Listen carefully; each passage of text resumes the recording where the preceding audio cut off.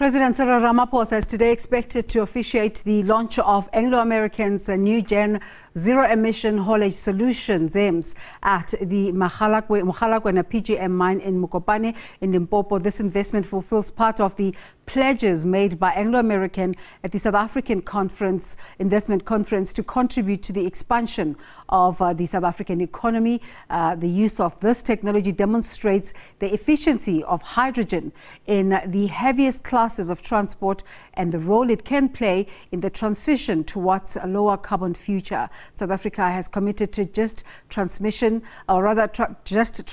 to lower carbon and climate resilient economies through the historic Paris Agreement on climate change. For more on this, let's bring in our colleague Phimani Baloyi. Phimani, you are there to see what is called the world's lightest 500-ton truck. Have you seen it already? Good morning, Desiree. Indeed, it is sitting there behind me with its tires bigger than I am, standing taller than I'm standing right now, Desiree. As you were stating, President Cyril Ramaphosa is expected to arrive here at the Mogalakwena Platinum Mine in Mokopane, Limpopo, at any moment. What we understand is that Minister of Mineral Resources and Energy, Minister Gwede Mantashe, is already here at the mine. He's had a tour of the mine, seeing this, this first in a lifetime hydrogen haul truck that has been assembled here in South Africa and is expected to be one of the best zero emission trucks in the mining industry, Desiree.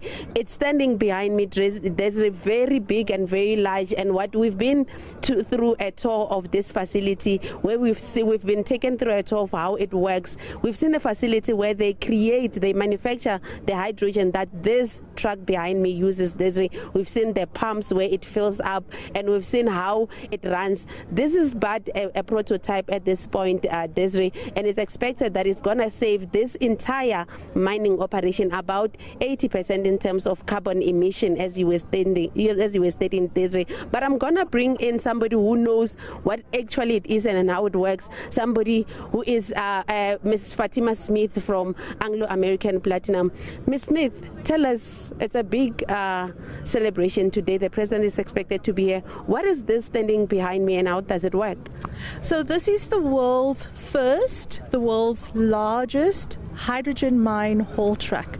So it's the biggest vehicle of its kind to actually work on hydrogen and fuel cell technology. So what that means is, and the way this thing works, it is a hybrid system, so it has a fuel cell as well as a battery pack on board.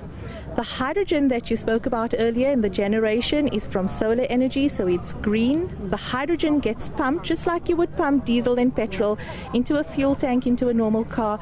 You would pump through a refueling station the hydrogen into the vehicle. The hydrogen then travels to the fuel cell. At the fuel cell, our platinum group metals is contained in the catalyst, and that helps to split the hydrogen into its positive and negative ions. The negative ions generate electricity, which makes the truck move. The positive ions combine with oxygen from the air and produces water. So the only emission coming out of this vehicle is water.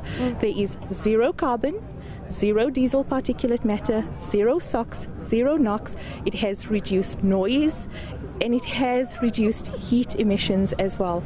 So it's really a first of its kind, which we're very proud of. It is one of the key mechanisms that we see for decarbonizing our own operations and really helping us in supporting a just energy transition. And I understand, Ms. Smith, that it's used to carry ore to the processing plant. But let's talk about costs. I understand particles were brought into the country and assembled here to get it where it's at. How much did Anglo spend to get it where it's at, and how much will it cost to have it running on a daily basis? So what we need to understand is this is a prototype vehicle. So for doing something like this, obviously there is an expensive cost associated with it because it's a first of its kind. We needed to bring in experts globally to help us, our team, to build the vehicle and to integrate the systems correctly and to make sure that it can operate safely. However, what we need to understand is once we know what this vehicle can do, we can understand where it works well, if there are any issues, how do we rectify it, we can then start talking about cost. And when we talk about cost, we don't talk purely about a capital cost, we talk about a total cost of ownership. So that is the capital cost that's involved as well as the operating cost. So with rollout, with economies of scale, with targeting certain aspects of the hydrogen value chain, like for example the hydrogen production, getting that price to the right point, making sure the electrolyzer technology costs are brought down, etc.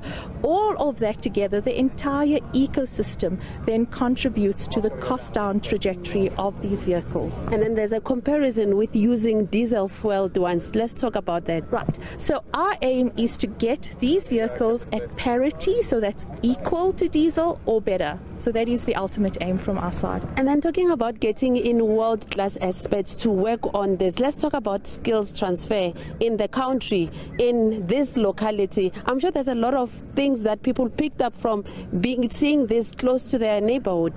So obviously those who have been involved in the project, from our teams have gained a lot of knowledge. But what I'd like to do is, draw your attention to the work that we as Anglo American have done on the Hydrogen Valley study.